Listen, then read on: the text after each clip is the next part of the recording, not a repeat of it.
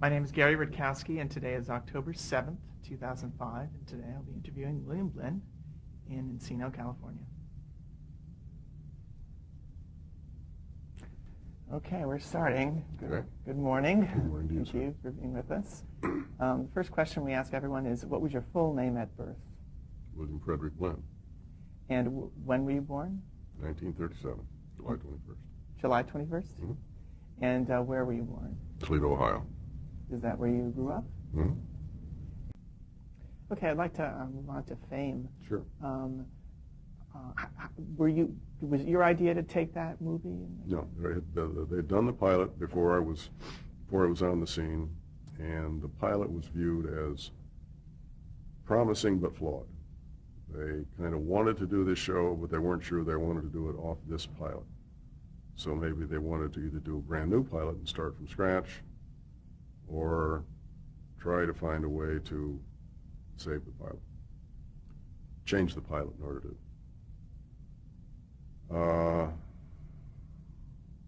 My name was raised at the network by who I don't know. I told my agent I'd be most interested mainly because I love going to, again, not to make this a commercial, the American Academy, because I find myself reinvigorated by the kids. They're fun to be around, they're enthusiastic, they're stupid as you can get, and in all that there is so much to be learned. And I said, so if you're talking about doing a school about the teachers performing, yeah, I said, I'm really interested in that. So we made the deal, and I looked at the pilot, and I said, I think you can change the pilot without throwing out the baby with the bathwater. So we made some changes, made some couple casting switches, nothing huge, but a few. And that got the thing sold. So you changed the focus onto... No, we changed a couple of the characters. We brought in we expanded the role of the Laurie, the girl who played the cello. Got a semi-competition going between she and Erica Gimple, the girl who played Coco, and made it more of a one-on-one fight as opposed to an across a broad-scoped view of the school, which I think the original pilot was. And that got it sold. So no, I was not involved with the original pilot. That was other people who got there first. So you were the executive producer at this point? Yeah. And you were writing the episodes? I was writing a lot of the episodes, yeah. Mm-hmm. Where did you get your inspiration for the ideas for the plots? I just never grew up. You know, I mean, I do. When I go to the American Academy, I love to do it, love to listen to the kids. I learn. There's nothing particularly magic about television or theater or films or whatever.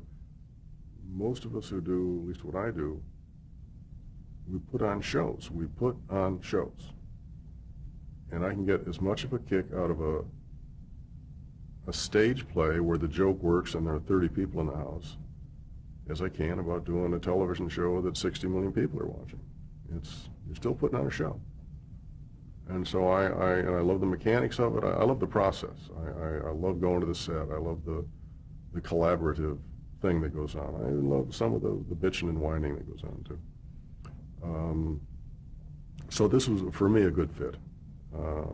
What was a typical work week like? I know it had elaborate dance numbers and things like that. Well, that's one of the reasons from my standpoint, selfishly, it was such a joy to do because it just gave me more tools. You know, you could tell the story like you would normally tell a story from my standpoint at a typewriter with scenes and dialogue and plots and this, that, and the other thing. Or you could do it with scenes and dialogue or music and dance. Music and dance. I mean, there are so many things to work with. We could bend reality a little bit, just the musical lends that to it, you know. When I saw Cop Rock, I just went, Steve, and like, I'm not a buddy of his, I don't know. You know, I said, you should have watched Fame, because that's how you do a musical, you know, and this, you don't just stop, you can't stop the storytelling to do a number. The number has to if only slightly, has to advance the plot. If it advances the plot, then all those intercuts to the people watching and all this and that are like intercuts to someone on the other end of a conversation. If it's just to watch Alice and Joe dance, then you're only the audience, and it becomes, I think it goes away very quickly. But the analogy I always used is, during the Marx Brothers pictures, when Harpo went to the harp, I went to the candy counter.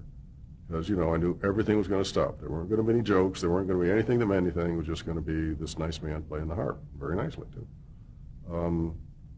So when we did it right, and we didn't always do it right, when we did it right, we managed to put together the script and the storytelling and the music in such a way that they went together.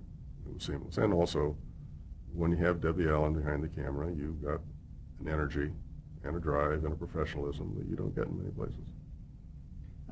If you can put it into words, the show had such a flavor for being young. Mm-hmm. And you're middle-aged at this time. Mm-hmm. How do you think that happened? How were you able to instill that into it? The kids were young. The kids were largely, not all, but largely from New York. They were out of their fish pond, a little ill at ease. A couple of the kids had, in fact, gone to the School of the Arts in New York, so they had first-hand knowledge of what it was like back there. Sometimes that was a plus, sometimes it was a minus. And energy is contagious. You know, energy begets energy. You know, I think if I want to really wake up throughout the day, I don't sleep in an extra half hour. I go to the gym, and then I'm energized. I've taken energy from expending energy, and I think that's largely what we had in Bain. And it shot in 1 week. You shot one episode. 7 days. 7 days. Okay. Can you break that down for me? Well, I can give you a template, but it would vary from episode to episode. Let me stop you actually right there, because we're at the end of our tape. Okay, you were going to tell me sort of a typical work week, the 7 days. Okay, a template. There would be exceptions to this, but let's say we started on a Monday.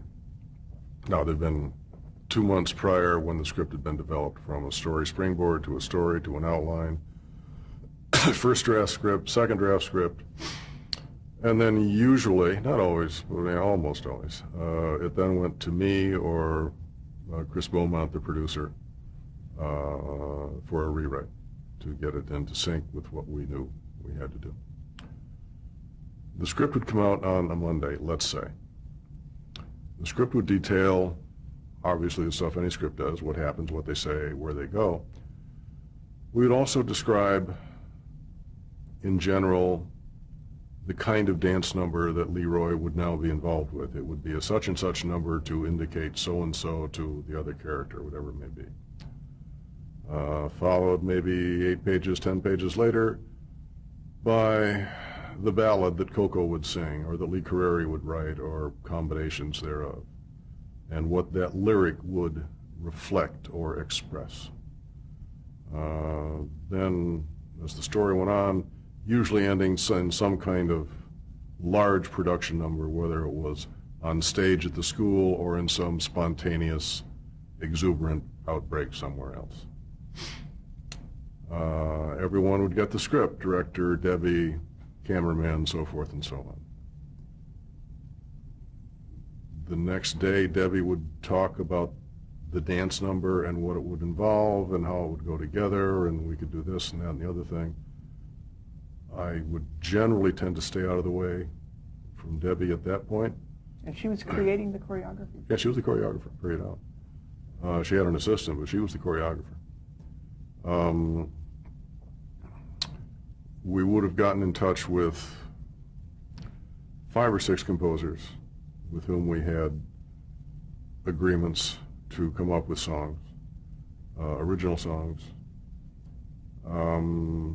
Debbie would have her dancers in rehearsal by Wednesday. We're talking about a 7-day schedule. And she would have laid out what she anticipated for the, usually the production number was obviously the first concern.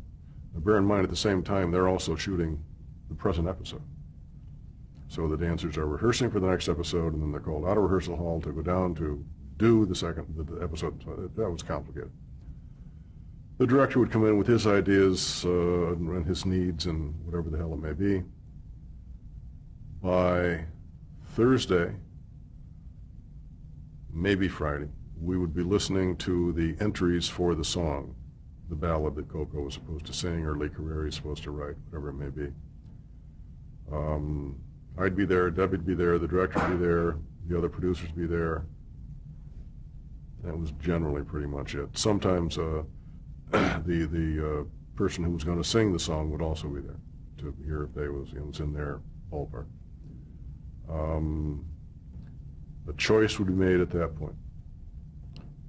Orchestrations would then be drafted for that song in this slot. The dancers have now had 3 days to rehearse the production number while they're also filming the show that's presently in front of the camera. The singer would have over the weekend to lay down her tracks or his tracks for the song. Monday, which would be day 6 of this prep, we would have a table reading at lunchtime of the script with all the actors there who were available, and usually that was everybody, but sometimes someone's out of town or something like that. Final day of wardrobe and rehearsal for the dancers for the big production number. And then we'd fine-tune on Tuesday, the 7th day. The first day of production in that episode would almost never involve anything musical. So they gave the dancers yet another day to rehearse, gave the composers and orchestration people yet another day to do the orchestrations, and everyone another day to get that part down. So the first couple of days were always scenes of physical standard nature, 2 people talking, 9 people walking down the hall, whatever the hell it may be. At the same time, with that extra day is when we start the prep then for the next episode, hopefully coming out with a script. Now that was not always true. They always didn't get 7 days prep. There were times when I just couldn't get the script out on time when they were doing it in 5 days prep. So it was, like the old carnival act you've seen with the guy spinning plates on top of a bunch of sticks. And it never stopped. It was never dull. It was often exhausting. Especially for Debbie and the dancers, it was just a monster to pull off. But selfish as it sounds, they were young, and they could work hard, and they wanted to, and usually it worked out very well. What was the budget like? Did you have enough to cover along? Well, we had a great gift given to us in that the guy who designed the set, Ira Bear, we never were off the lot. It was unheard of for us to be off the lot because he had designed a school set of 3 or 4 classrooms, a very, very large lobby, a very, very long hallway, a large rehearsal hall, a theater with a stage, steps leading to a long stairway leading to the 2nd floor.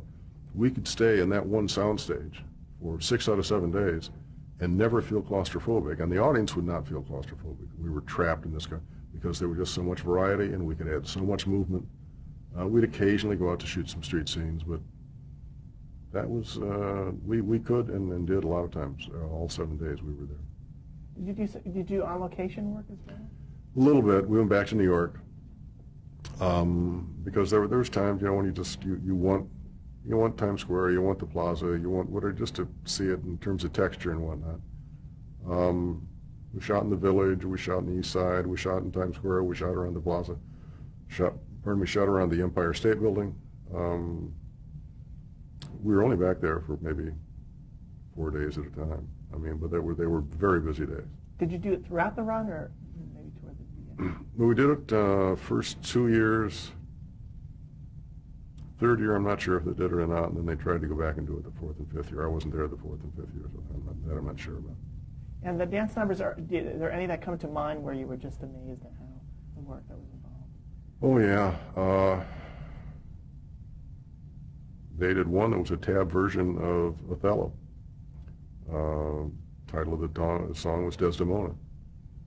And it was Gene Anthony Ray playing Othello and Laurie Singer playing Desdemona, and it was a tab version of the entire play. And it was, it just cooked. It just went, you know, and to put that together with the costumes and the whole deal, and put that together in, I don't know, 3.5 days or something like that was amazing. We did one number that was, I was very big on trying to stay away from show business endings, you know, where the kid comes in at the last minute in Australia. So we had a thing where, without getting into the intricacies of the plot, Leroy, the Gene Anthony Ray character, had missed a couple of rehearsals, which Gene would often do. He had his own life, it had a number of levels to it, not all positive. He had a drug problem. I'm not going to play games. And the point of the story was that he showed up ready to cook on the night of the performance, and the Debbie Allen character said, "No, you're gone. You're not in this number. You have walked your way out of this number." This guy, Michael DiLorenzo, another one of our dancers who went on to have his own series later on, he's doing the number, period, out. That's all there is to it. And the number, and he bitched a little bit, and he went stalking out, and the number starts off, and Michael DiLorenzo's doing a great job, and it's cooking, it's good. And we've seen parts of this number in rehearsal, so we're sort of seeing it now in full flower. And you cut to the wings, and somebody standing next to Debbie says, "Where's Leroy?" She says, "I don't know, somewhere, I have no idea where it is." And you pull off her, and you pull off the backstage area, and you push down the hallway, and you come down to the rehearsal hall, and this is a long shot. This is the shot that was maybe 30 seconds, which is an endless amount of time. And all you hear is the music on stage growing more and more and more muted. You can still hear it, but it no longer has that brassy presence that you have from being next to the pit. And then you come to the rehearsal hall, and the camera arcs around and goes into the rehearsal hall. And we had previously set up the fact that it was raining heavily. So the rehearsal hall, which had skylight windows to one side, is just rippling with light as all the water is running down the windows. And you see Gene, the Leroy character, in there doing the number, mimicking everything that's going on stage, making sure he can do the number. And it ended, that's where it ends. And that was it, and it was just fabulous. It was just wonderful. It wasn't a showbiz thing. It was, this is how life works. And it was also my way to say to Gene, we can replace you if we have to. And we did. We put him on suspension at one point. He was an endearing, sweet guy. He was so sweet. At one point, he came up to appeal his suspension, myself and Ken Ehrlich, who was my producer. And he started to talk, and he turned away from me. He said, "I can't talk to Bill. He knows when I lie." And directed her. And unfortunately, we lost Gene to AIDS. But he was an immensely talented and bright guy, a good guy. So I miss him. Did he miss some of the episodes in that period? You just wrote him out? Suspended him, which was not an easy sell at the network. But I said, that's the only way you're going to get him back is to make sure he realizes he can be written out. And when you have a cast that large, it's truly not, it's not like losing Matt Dillon out of Gunsmoke, you know. He was certainly the best dancer, but he wasn't the only dancer, and there were a lot of singers, and there was stuff going on. With the series got canceled and before the syndication deal, or how did that come about? Got canceled by NBC. The guy at MGM, who was head of MGM at television at the time, whose name now just escapes me, I can picture him, I can't remember his name. He went out to a bunch of cities, big cities, Chicago, San Francisco, New York, big markets, and put together, structured a deal where that would be syndicated, and sponsor time would be bartered in terms of local and national and this, that, and the other thing. And when he came back, we had a third season, which was, it went together well. We did some good shows in the third season. cut back a little on money, but I don't think you saw it on screen at all. I think it was judiciously done. Do you think it remained popular? Or? Yeah, it remained popular. It did, absolutely did. Was this sort of unheard of at the time, or it was semi-unheard of? Semi-unheard of, yeah, absolutely. I mean, syndication has now almost gone away in terms of our shows and whatnot, but for a time, it was a very viable other avenue to go down. What was the relationship like with the real school in the show? Cordial, certainly not anything but. We weren't doing a documentary. We couldn't do everything that they did in terms of kids and stuff like that, because we were doing a television show. I mean, Erica Gimple, who played Coco, sweet kid, very, very talented, smile that'll break your heart, was also very, very idealistic, which I applaud, which also led her into being very, very unrealistic. And so she'd be looking, well, you know, the school, back at the school, we did so-and-so and so-and-so. And I'd say, I don't have that set. I don't have that flag. I can't afford to do that. It sounds great. And I would send my kid there in a heartbeat. But we can't do it. And I know she felt if I just tried a little harder, I could have done it. Somehow, at one point she came in and said, have you ever seen what it says over the MGM logo? I said, what? And she said, it says, Art Gracia Artis, art for art's sake. And I said, that's a motto. Do you know the difference between a motto and an oath? And we agreed to disagree. I like her a lot, and she was a sweet girl. Still is, I'm sure. When the show was first on, this was the beginning of the MTV era, was there a powerful influence of MTV on fame? If there was, and I'm sure there was, I fought it. Because I'm not an MTV guy. I mean, the third year I brought in a classical singer, a soprano. I thought, you want to talk about an idea that did not fly. And she was a good singer and a pretty good actress and had a kind of very sweet appeal to her. But the Risa Stevens days are gone. We're a little short on time, but I want to mention a couple of more things. Janet Jackson joined the cast. I wasn't there. Oh, yeah. I wasn't there. I was. Oh, you had? I was on the set. I mean, I wasn't part of the show. I'd stop down to visit, to say hello to Debbie or say hello to Bob Scheer, who was one of the directors, or other people I knew in the show, Carol Mayo Jenkins, but I was not part of that decision, and I think I met her once on the set. You're rocking in the chair a little. Oh, I'm sorry. There were a lot of cast changes, though. Were there people who left the show that it was really hard to fill their shoes? Sure. I mean, Erica left. She just didn't want to do the show anymore. She wasn't, and she was I don't think we did replace her, or they did. I mean, I was involved a little bit with that. She was a unique presence, and so I think that was difficult.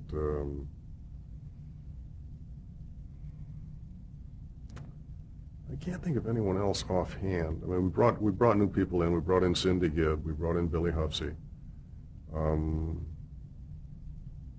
And that was just to kind of bring a little bit of fresh air into the look of the cast was all. In one case, that was probably a pretty good thing. In the other case, I'm not sure it helped us, but we were experimenting. We were looking, because eventually, especially when you're dealing with television, your 17-year-old who's played by a 26-year-old starts to look 30, and that doesn't work. Were there fan favorites among the episodes? Did you get letters about storylines? We did one about teenage suicide that got a lot of response. We did one, almost all the ones we did that dealt with communication between teenagers and parents and all that kind of thing were responded to. But the show mainly was responded to overall because it always dealt with, if you want it bad enough, if your dream is real enough, you might be able to make it happen, and even if you can't make it happen, following it is the only thing you can do to quench that thirst. And to a teenager, to an audience, I think that's the message they're more than willing to hear, eager to hear. Did you write the teen suicide episode? No, I did not. I had a lot to do with it, and I was executive producer, and I rewrote parts of it.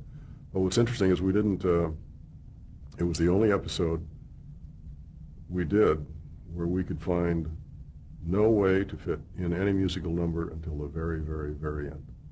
There was no first act, second act, third act number at all, because once you went there, it tended to trivialize what we were trying to talk about.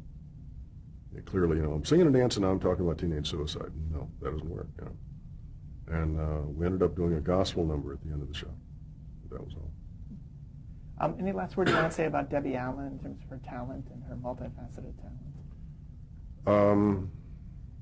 No, I mean, you just said it. She is multifaceted. She's bright as she can possibly be.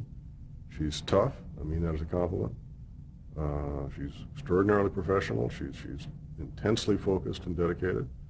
If you have your act together, you're going to do fine. If you don't have your act together, she'll be all over you like a bad storm, because she doesn't have any patience with that. But she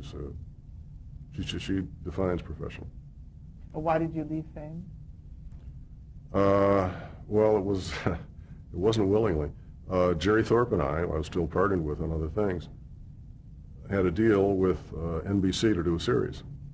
And I said to Jerry, I don't want to go be shooting this at MGM and have to go across town to shoot something else. So we agreed we would either do a Lorimar or MGM, which were on the same lot at the time. So we talked to Lorimar, we talked to MGM. Lorimar offered us the better deal. We agreed we would sign with Lorimar. The next day MGM fired me. So it was, I was shown the door rather forcefully. So that once they heard about that deal? Once they heard that I did not sign with them, even though Lorimar offered, I just thought it was, hey, it's business, guys. They offered the better deal. They said, well, this is business too. See ya. And the last question which we ask all of our interviewees is, how would you like to be remembered?